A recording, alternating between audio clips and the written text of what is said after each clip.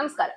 Iran അണുനയത്തിന് വഴങ്ങാതെ നിലപാട് ഉയർത്തി മുന്നോട്ട് പോകുന്നതോടെ യുദ്ധത്തിന്റെ മുഖം മാറുകയാണ്. മിന്നൽ നടപടികളാണ് ട്രംപ് നിലവിൽ കൈക്കൊണ്ടിരിക്കുന്നത്. അമേരിക്കൻ സൈന്യം മിഡിൽ ഈസ്റ്റിലേക്ക് ആയിരക്കണക്കിന് സൈനികരെ അയക്കാൻ ഒരുങ്ങുന്നതായാണ് പുതിയ റിപ്പോർട്ടുകൾ വ്യക്തമാക്കുന്നത്.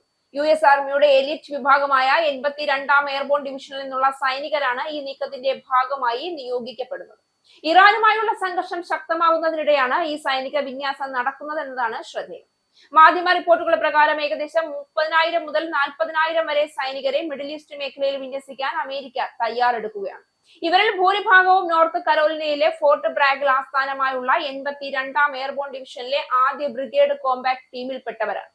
ലോകത്തിലെ ഏറ്റവും വേഗത്തിൽ വിന്യസിക്കാവുന്ന സൈനിക വിഭാഗങ്ങളിലൊന്നായ ഈ യൂണിറ്റ് 18 മുതൽ 24 മണിക്കൂറിനുള്ളിൽ എവിടെയും എത്താൻ കഴിവുള്ളതാണ്.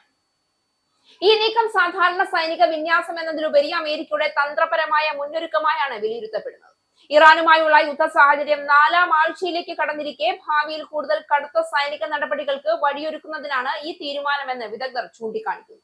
എന്നാൽ ഈ സൈനികരെ നേരിട്ട് ഇറാനിലേക്ക് അയക്കുമോ എന്ന കാര്യത്തിൽ ഇതുവരെ അന്തിമ തീരുമാനമൊന്നും എടുത്തിട്ടില്ല എന്നാണ് അധികൃതർ വ്യക്തമാക്കുന്നത്.